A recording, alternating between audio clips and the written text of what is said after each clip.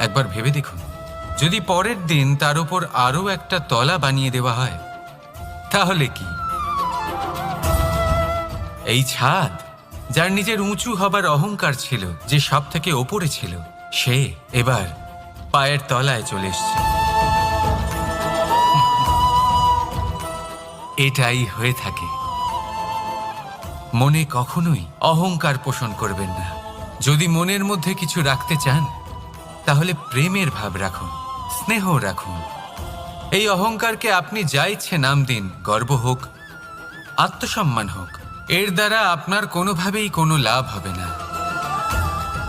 তাহলে এই অহংকারকে ত্যাগ করুন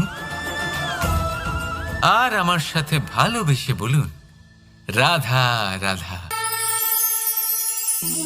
একটা সিদ্ধান্ত, এই জীবনে একটা